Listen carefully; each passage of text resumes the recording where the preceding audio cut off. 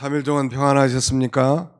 예, 성탄절이 이제 3일 앞으로 다가왔습니다. 내일 모레 글피가 성탄절인데 아무래도 코로나의 그 어두운 상념 가운데서 두 번째 찾아온 성탄절입니다. 우리가 예수 그리스도께서 이 어두운 시대에, 죄 많은 시대에 오셨고 소망 없는 자들에게 참된 생명과 소망을 주신 날이 성탄절인데, 우리가 이 성탄의 절기에 환경을 초월해서 예수 그리스도로 말미암아 기뻐하고 감사하는 저와 여러분들이 다 되시기를 축원합니다. 이 구주 탄생, The Savior's Birth, 즉 구세주의 탄생, 구주 탄생, 이런 제목으로 오늘 저녁에 잠깐 말씀을 선포와 함께 은혜 받고자 합니다. 구세주의 약자가 구주입니다. 그러니까 구주는 곧 구세주를 가리키는데, 그 구세주의 탄생이 오늘 본문에 기록되어 있습니다.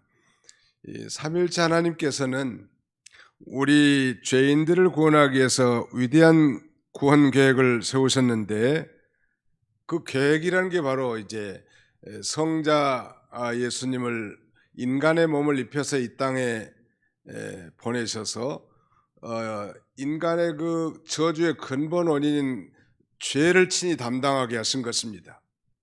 그리고 성령 하나님께서는 이 놀라운 사실을 그 택한 백성들이 그 심령에 믿어지도록 인을 치는 역할을 한 것이죠. 그러므로 우리가 예수 그리스도를 증거할 때 성령님이 그것이 믿어지도록 한다는 말. 반응은 두 가지죠. 우리가 전도할 때 믿든지 그렇지 않든지. 그러나 분명한 한 가지는 구원받기로 작정된 자, 영생 얻기로 작정된 자는 다 믿더라 한 것처럼, 바로 이 놀라운 하나님의 이 구원 계획에 오늘 저와 여러분들이 참여했다는 것, 이것을 우리가 충분히 자부심을 가져도 좋을 것 같습니다. 그러므로 이 성탄절은 나를 이 죄와 사망에서 구원하시기 위해서 사람의 몸을 입고 이 땅에 오신 예수님을 기억하면서 기뻐하고 감사하는 절기라고 할 수 있겠습니다. 예수님을 축하한다는 건 너무 정말 죄송한 표현이죠. 그러나 그런 축하의 의미도 있겠죠, 당연히.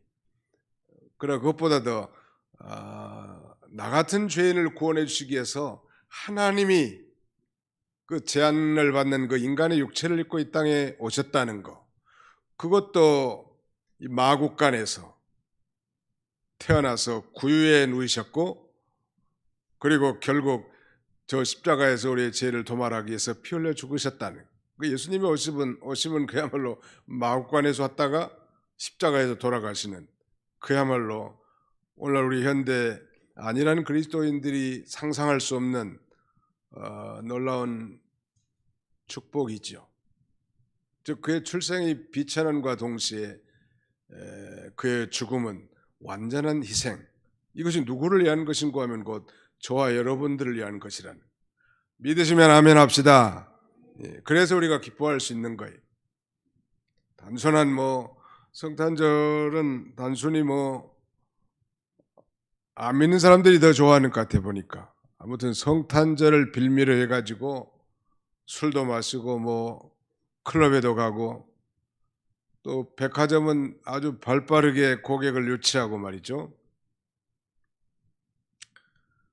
공산권에도 오래전부터 이 기독교를 배척함에도 불구하고 이 성탄절에 이 상점에 크리스마스 추리 같은 거 이렇게 만들어 놨는데, 고객을 유인하기 위한 것이겠지만, 정말 우리 예수 믿는 사람들은 이 성탄절이 최고의 명절 중에 하나라는 거, 그리고 성탄절로 말미암아 영적으로 기뻐하고 즐거워할 수 있다면 성숙한 그리스도인이라고 할 수 있겠죠. 성탄으로 말미암아 즐거워하는 거. 그래서 카드도 쓰고 추리도 만들고 또 친구들과 선물도 교환하고, 이것이 다 예수 그리스도로 말미암아 죄에서 해방되고 죄로 말미암아 영원한 사망에서 해방된 그 구원의 감격과 기쁨에서 나온 것이라면 아름다운 것이겠죠. 단순한 인본주의적 이 즐거움을 누리는 수단이 아니고 구원받은 그 은혜와 기쁨에 감격해서 하는 작은 일들도 다 소중할 것입니다. 오늘 본문은 특히 두 부분으로 나눠 생각할 수 있는데, 바로 성탄절에 오신 그 예수님께서는 성령으로 잉태됐다는 것, 18절로 20절까지. 두 번째는 21절로 마지막 25절까지는 예수님의 이름의 뜻에 대해서 설명하고 있습니다. 성령으로 잉태됐습니다. 18절로 20절까지인데요. 같이 한번 읽어보실까요? 18절로 20절까지 시작. 예수 그리스도의 나심은 이러하니라. 그의 어머니 마리아가 요셉과 약혼하고 동거하기 전에 성령으로 잉태된 것이 나타났더니, 그의 남편 요셉은 의로운 사람이라 그를 드러내지 아니하고 가만히 끊고자 하여 이 일을 생각할 때에 주의 사자가 현몽하여 이르되, 다윗의 자손 요셉아, 내 아내 마리아 데려오기를 무서워하지 말라. 그에게 잉태된 자는 성령으로 된 것이라. 성령으로 잉태하십니다. Conceived by the Holy Spirit. 성령으로 잉태됐다. 바로 예수님 탄생의 비밀인데요. 예수님의 탄생에는 세 가지 진리가 있습니다. 이것을 소위 탄생 삼진이라고 하는데요. 예수님의 탄생에 나타난 세 가지 진리, 소위 탄생 삼진은, 첫째, 바로 이 예수님은 성령으로 잉태됐기 때문에 하나님이시라는 것. 두 번째, 예수님은 마리아에게서 태어났기 때문에 참사람, 즉 인간이라는 것. 마지막 하나는 십자가에서 우리를 우리의 죄를 대속해 주셨기 때문에 참 구주라는 것. 참 하나님, 참 사람, 참 구주. 이것이 바로 탄생 삼진이라 할 수 있습니다. 탄생에 대한 세 가지 중대한 진리는, 예수님은 하나님이시면서 예수님은 참 인간이시고 우리를 저 십자가에서 구속해 주신 우리의 참 구주이신 것입니다.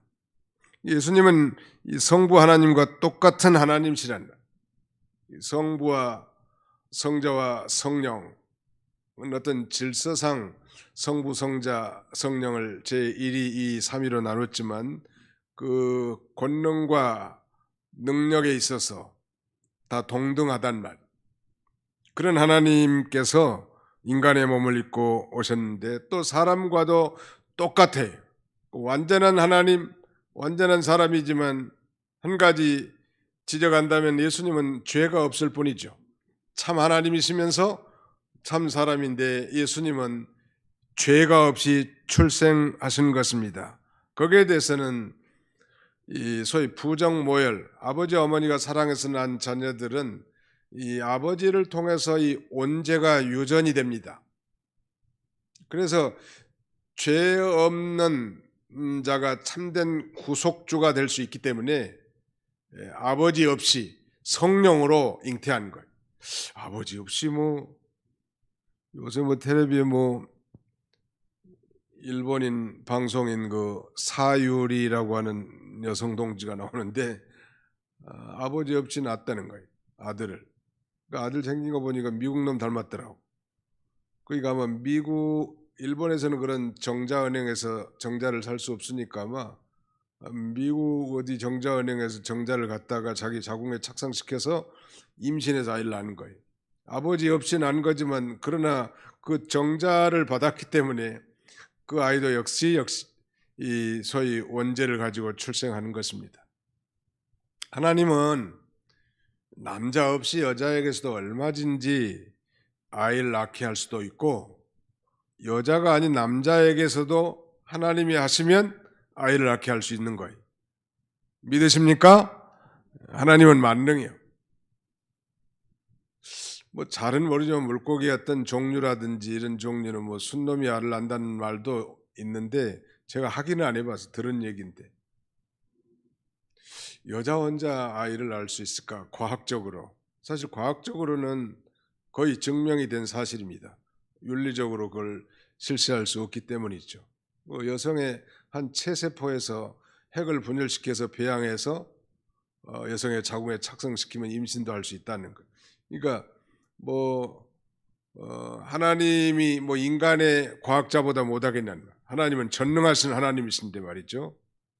아무튼 놀라운 사실은 저 높고 높은 하나님께서 우리를 너무너무 사랑하셔서 인간의 몸을 입고 이 땅에 오셔서 멸시천대를 자아받으시고 그의 탄생하심과 그의 공생의 모든 기간의 비참함, 아니 저 십자가에서의 저주의 죽음을 통해서 우리를 구원해 주신 거예요.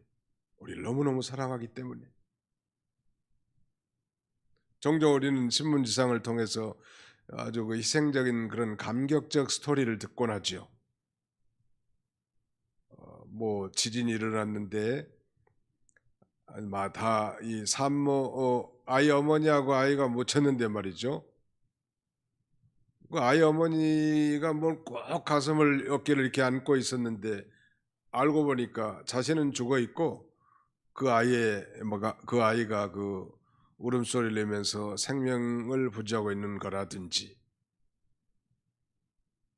그 옛날엔 시골에 닭을 키우면 그 병아리를 많이 품고 있는데 쌀시라고 하는 이 짐승이 와가지고 목을 잘라가지고 피를 빨아먹는데 그 밑에 병아리는 살아있는 거예요.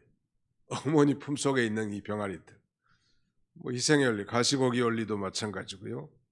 아무튼 예수님이 우리를 살리시기 위해서 그는 낮아지셨고 우리의 이 부요함을 위해서 그는 가난해지셨습니다. 그리고 마침내 비참한 십자가에서 최후를 맞이하셨는데 예수님의 탄생의 비밀은 성령으로 잉태되셨다는 것. 그 다음에 이 19절로 20절 내용은 이 마리아의 약혼한 남편 요셉에 대해서 기술하고 있습니다. 그의 남편 요셉은 의로운 사람이라 그를 드러내지 아니하고 가만히 끊고자의 일을 생각할 때 주의 사자가 현몽하여 이르되 다윗의 저순 요셉아 내 아내 마리아 데려기를 무서워하지 말라 그에게 잉태된 자는 성령으로 된 것이라. 요셉은 의로운 사람이라고 이렇게 설명하고 있습니다.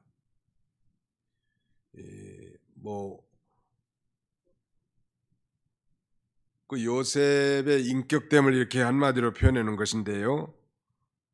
요셉이 어려운 건 자기 약혼한 마리아가 결혼 전에, 즉 자기하고 동침하기 전에 임신한 사실을 알고도 드러내지 않은 것, 그리고 가만히 끊고자 하는 것, 그리고 그 일을 생각한 점입니다. 여기 세 가지로 이제 설명을 드릴 수 있는데요. 19절 보십시오. 그의 남편 요셉은 의로운 사람이라 그를 드러내지 아니하고, 이건 요셉의 인내심을 가리킵니다. 충분히 당시에 결혼하지 않은 여자가 임신했다고 하면 돌처형, 돌팔매를 맞아서 죽여도 썰 만큼 그런 분위기인데 자기가 약혼한 여자가 잉태하는 걸 알고도 그걸 드러내지 않은 것은 의로운 일이에요. 요새 데이트 폭력이 상당한 사회적인 문제로 대두되고 있습니다. 한때 사랑했던 여자가 신발을 거꾸로 신으니까 가서 죽이고 그 가족들까지 해야 하는 이런 무서운 일이 있습니다. 아니 자기가 싫어서 떠나게 된다면 그 김소월의 시가 생각이 나네. 나보기가 역겨 가실 때는 말없이 거의 보내드리오리다. 좀 그러면 얼마나 좋냐는 말이에요. 내 연연 네가 나를 사랑하더니 나를 배반해? 가서 죽이는 거예요. 이거 무서운 일 아니에요. 이 사랑이 무섭게 변하면 이게 질투가 되는 거예요. 그 질투로 인해서 살인 사건이 비일비재하게 생기잖아요. 요셉이 못된 인간이었다면 충분히 그럴 수도 있었을 것 같아요. 아예 나팔 불고 동네방네, 이 여자가 나하고 약혼한 여잔데 나하고 동침한 사실이 없는데도 지금 배가 불렀다고, 이런 못된 여자가 있냐고, 모두 나와서 돌처형을 해달라고, 뭐 그럴 수도 있을 것 같은데 그걸 드러내지 않았다는 것은 그의 인격의 훌륭함을 우리에게 보여주는 것이고요. 그래도 뭐 요셉이 이렇게 훌륭하기 때문에 하나님이 선택해서 메시아의 양부로 삼은 것은 아닙니다. 그러나 그 은혜로운 자리에 그가 태감을 받았는데 그 이후에 그의 인격을 보니까 이렇게 훌륭한 점이 있었더라는 것. 만약에 못된 인간이 예수님의 양부였다면 어떤 일이 벌어지겠어요?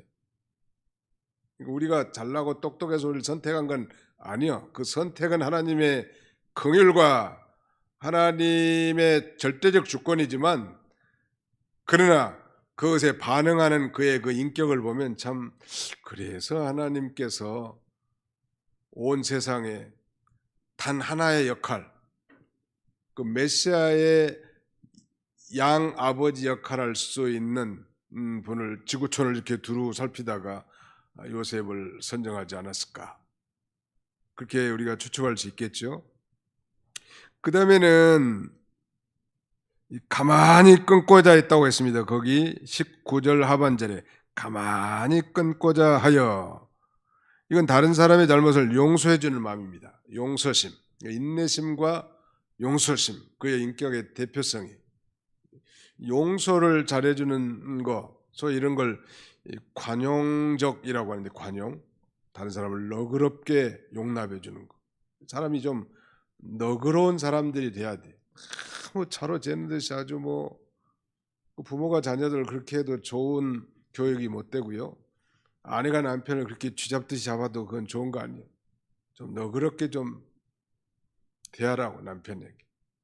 그렇게 좀 못하면 아주 뭐 자기는 뭐 재판장인 것처럼 뭐, 그런 건 자기도 피곤하고 사회를 피곤하게. 난 누구라고 말 안 해. 좀 너그러운 사람, 우리가 성탄절에 좀 너그러운 사람들이 되자고. 아내가 남편에게, 남편이 아내에게, 또 부모가 자식에게, 또 성도가 성도 간에. 요셉은 그런 인물이에요. 용서심, 용서해 주는 거예요. 베드로가 예수님에게 당당하게, 주님, 우리가 다른 사람이 내게, 형제가 내게 잘못했을 때 몇 번이나 용서해야 되겠습니까? 7번까지 하리까? 이렇게 질문하니까 예수님이 뭐라고 했죠? 뭐라고 말씀하셨습니까? 70번씩 7번이라도 그러라고. 77은 49, 490번이라는 얘기는 아니에요. 7수가 만수니까 끝없이 용서해 주라는 거죠. 끝없이. 어떻게 보면 우리 부모가 우리 자식에 대한 용납함, 이것은 상당히 끝이 없는 것 같죠. 누가 혹시 알까봐 시시하고, 허물없는 자녀가 어디 있겠습니까? 또 허물이 많은 자녀를 할지라도 혹시나 누가 알까봐 덮어주고 감싸주는 게 우리 부모의 본능적 심리인데요. 우리는 성령으로 거듭난 자들이니까 되게 좀 잘못한 사람이라도 뭐 보면 좀 미울 수도 있겠지, 일순간은. 그러나 우리 주님이 나를 용서해 준 것처럼 그렇게 용서하는 그런 마음을 갖는 게 좋을 거예요. 요셉은 그 인격을 들여다보니까 인내심도 탁월했지만 드러내지 않은 거 보면 가만히 끊고자 하는 거예요. 아니, 자기가 결혼하지 않으면 되잖아요. 아까 그 데이트 폭력 그런 일들이 비일비재하다고 했는데, 자기가 싫다고 가는 사람을 그 억지로 뭐 그렇게 팬다고 자기한테 돌아오겠어요? 한번 마음이 떠난 여자가 뭐 한을 품으면 온여울에도 찬설이가 내린다, 그런 말이 있어. 한번 마음이 돌아서면 그렇게 돌이키기가 힘들어. 정말 자기가 뭐 무릎을 꿇고 빌고 마음을 어떻게 사든지 그렇게 해야지, 임의적으로 힘으로, 권력으로, 완력으로 이렇게 하는 것은 옳지 않죠. 부모가 자식들에게도 그러잖아요. 자식한테 잘못한 거 없는데도 부모가 살살 빈다고, 내가 잘못했다, 돌아와라, 그러면서 용납하지 않습니까? 이게 분명히 이건 돌 처형을 당할 만한, 살인 당할 만한 그런 죄를 범한 것은 분명한데, 그 사람의 잘못을 드러내면 그렇지만 그 사람을 죽여서는 안 된다는 그런 마음이 있었던 것입니다. 그래서 가만히 끊고자, 내가 결혼하지 않으면, 내가 뭐 가만히 끊어 놓으면 내가 결혼하지 않으면 되지 않겠는가? 저 뱃속에는 아이의 아버지가 있지 않겠는가? 정말 사랑한다면 그 사람이 가서 잘 살도록 자기는 가슴이 아프더라도 그런 마음까지도 가질 수 있어야 된다는 거죠. 요셉이 실제 그런 마음을 가진 거예요. 가만히 끊고자 한 거 보면. 또 드러내지 않고 어떤 일을 처리하면 그 회개의 기회를 주는 것이고 또 좋은 결과를 가져올 수 있는 것입니다. 조용히 처리하려고 하는 거죠. 이걸 동네방네다 소문 낼 수도 있지만 조용히 처리를 하려고 했다는. 설령 그 여자가 불륜 관계를 맺어서 잉태했다고 하더라도 자기 신앙에 손해가 되지 않도록 다른 사람을 죽일 필요는 없는 것이죠. 살인죄까지 범하는 거잖아요. 물론 이건 말로는 뭐 쉽지만 실제로는 어려울 것 같아요. 아주 얼마나 배신감이 들 수 있지 않겠어요? 나를 여태 그러나 요셉이 이런 생각을 했을 것 같아요. 평소에 분명히 마리아가 그런 인품이 아닌데 어쩌다가 임신했을까? 혹시 성폭력을 당했나? 아니면 내가 좀 싫어졌는가? 여러 가지 생각을 많이 할 수 있을 것 같아요. 그러면서 극단적인 행동을 하지 않았죠. 드러내지도 않았고 어차피 이렇게 됐으니 조용히 끊고 가서 잘 살도록 축복해줘야지. 아마 그런 마음을 가졌을 것 같아요. 그러면서 생각을 합니다. 20절에 보십시오. 이 일을 생각할 때 이건 신중함을 드립니다. 생각. 우리 인간은 그야말로 연약한 존재이지만 생각할 수 있는 특권이 있죠. 유명한 누구요? 인간은 생각하는 갈대이다.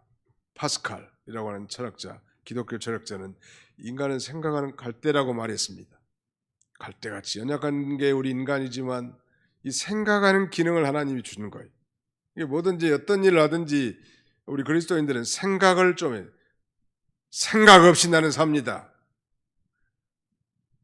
그건 무식한 거고 생각을 하라고 언제나. 어떤 일이든지 생각을 해보는 게. 이 프로이센의 원수 몰트케라고 한 사람은 전쟁에 승리하는 비결 중 가장 중요한 원인 몇 가지를 꼽는데 제가 생각나는 게 돈, 운, 그 중에 하나가 생각이라는 게danken, 생각. 잘 생각하는 거. 이순신 장군이 있는 우리 조선시대 선조대왕 당시에 일본 사람들이 그 해전, 바다에서 싸우는 걸 두려워했다고 합니다. 차라리 육지에 가서 싸우라고. 조총을 먼저 거기는 명치유신 통해서 신무기를 받았기 때문에 아마 조총을 먼저 썼던 것 같아요. 일본 사람들이. 근데 그 이순신 장군 그 승리한 거 명량해전 그 울돌목이라고 하는 그런 곳에서 전투라든지 행주산성 싸움이라든지 훌륭한 그 역사의 장군들 싸움 보면 굉장히 생각을 많이 한 것 같아요. 그 생각, 우리 예수 믿는 사람도 생각을 잘해야 돼. 생각. 이 감사라고 하는 thank라는 말은 think에서 나왔다고 합니다. 우리는 정말 생각할 때 감사도 나오는 거예요. 하나님 은혜를 생각하는 거예요.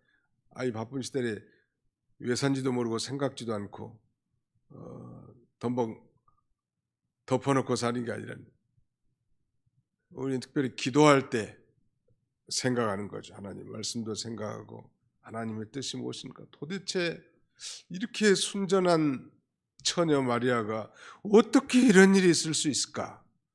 분명히 자기하고 약혼은 그 사람들은 정혼이라고 하는데 여기 약혼이라고 번역됐지만 우리나라의 약혼보다 더 구속력이 있습니다. 단 한 가지 동침만 안 했을 뿐이지 거의 결혼이나 마찬가지예요. 준결혼이요.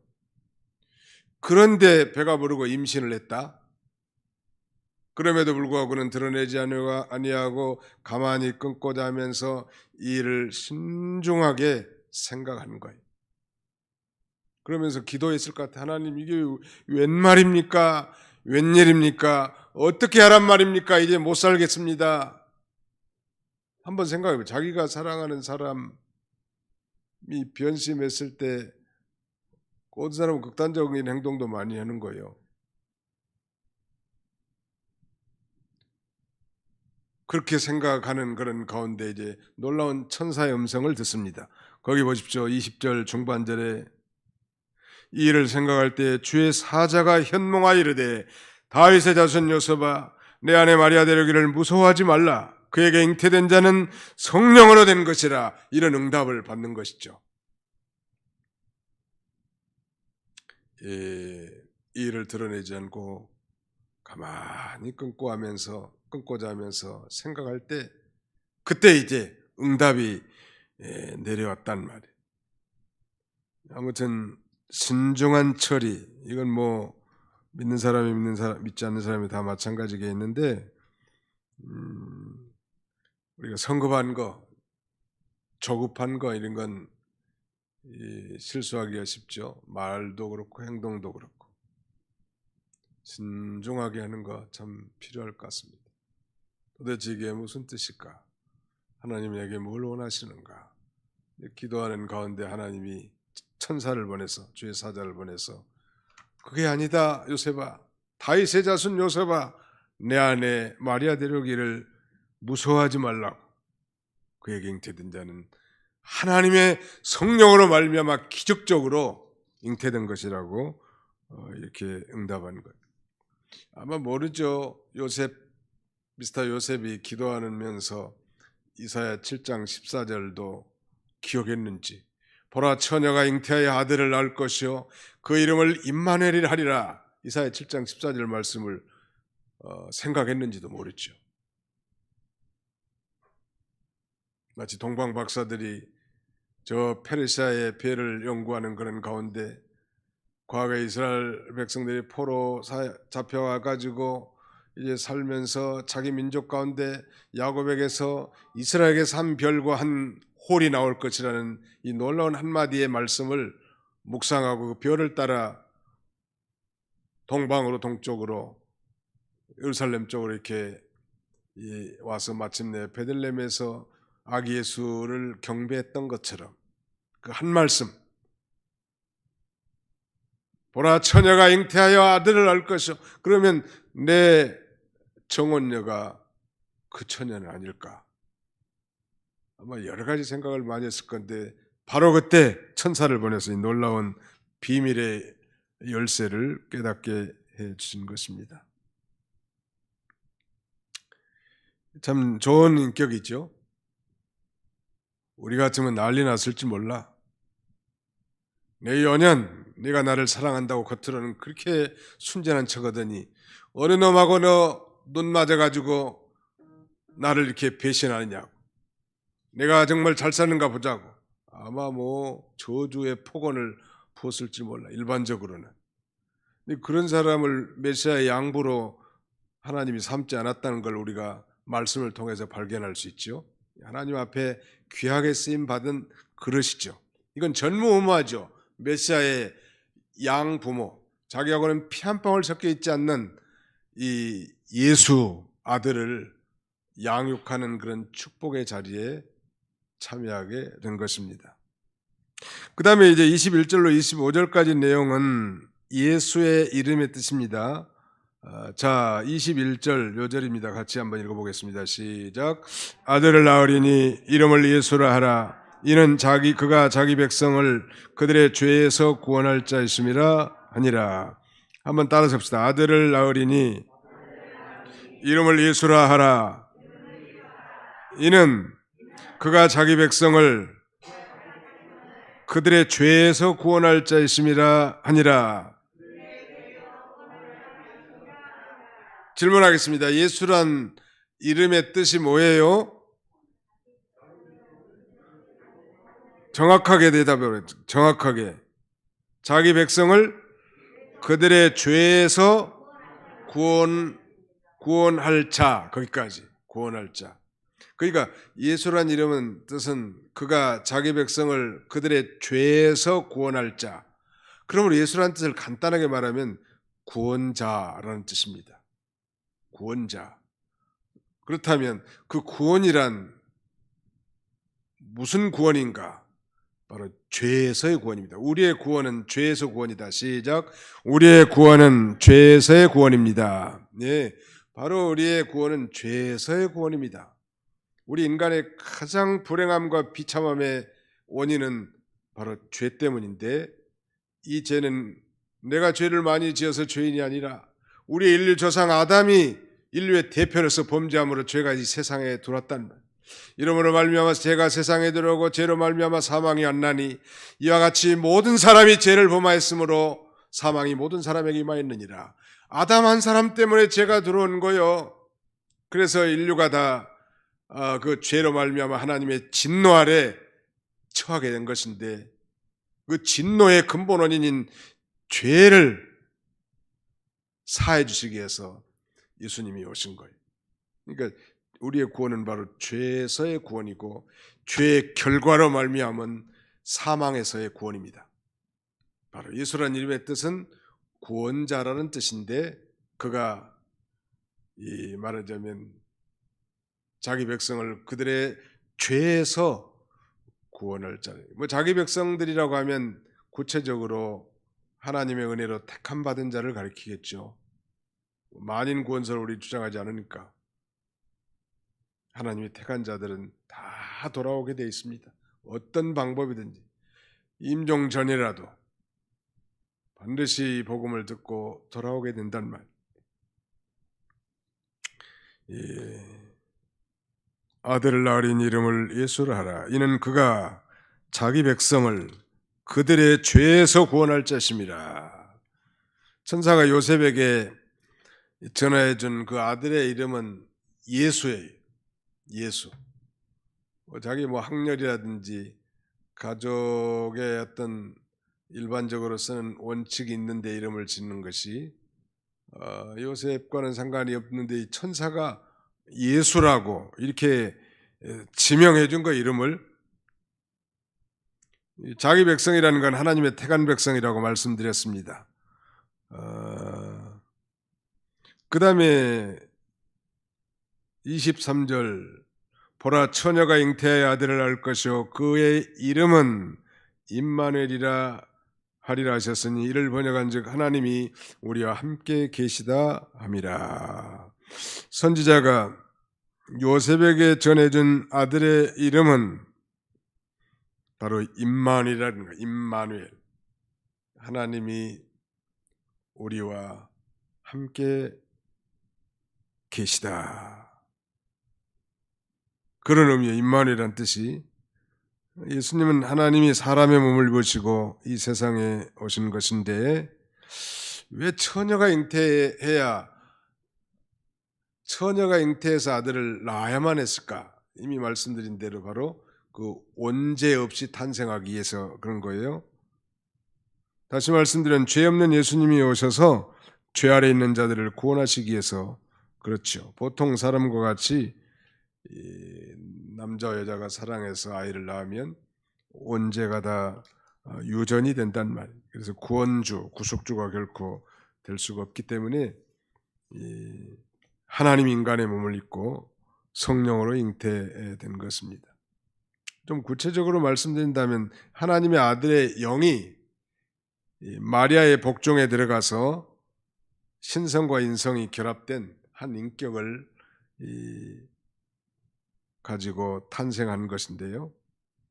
아무도 이건 신비에 속한 거니까 우리가 정확하게 알 수는 없죠. 그죠? 성령으로 잉태되었다고. 우리가 모르는 게 많아요. 또 이해가 안 되는 것도 참 많고. 저는 어려서 아이는 그 학문으로 나는 줄 알았어요. 상당히 클 때까지. 근데 더 한심한 내 친구는 아이는 옆구리로 난다고 그런 얘기한 사람도 있더라고.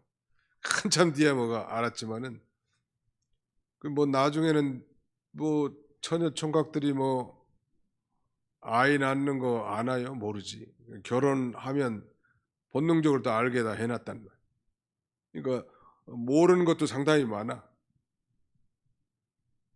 하나님께서는 우리가 알 필요가 없는 것을 감춘 것들이 상당히 많아요. 저는 요새도 길을 가면서 도대체 성경이 아니고 성경 진리가 우리를 깨닫게 해주지 못했다면 나라는 존재는 설명할 길이 없고, 이 지구라는 이 존재, 수많은 행성들 가운데 이 지구란 존재만 인간이 존재하게 만들었는데, 하나님이 없이는 도저히 해석되지 않는 일이 너무너무 많은 거예요. 그런데 태초에 하나님이 천지를 창조하시니라. 한마디 그 말씀 속에는 모든 것이 다 포함되어 있고 거기 인간 창조 다 포함되어 있잖아요. 우리의 삶에 우리를 지으신 목적도 드러나고 얼마나 감사해요. 아직도 세상의 많은 학자들은 인생이 무엇인가에 대한 수도 없는 이 퀘스천 마크를 붙이면서 삽니다. 그러면서 더 안심한 것은 그 목적과 이유를 발견하지 못하고 이 세상을 떠난다는. 우리는 미련하고 어리석고 부족하지만 성령님께서 하나님이 이 세상을 창조하셨다는 것, 우리를 사랑하사 독생자를 보셔서 구세주로 세우셨다는 것, 이런 것들이 명확하니까 얼마나 감사하냐는 거예요. 사실은 이런 걸 또 잊어버릴까 봐 성탄절이라는 절기를 만들어서 기념도 하게 하고 기억하게도 하고 감사를 회복하게도 만들어 주신 거 아니에요. 감사하세요? 시원찮의 대답이 시원찮다고. 감사를 정말로 하는 건지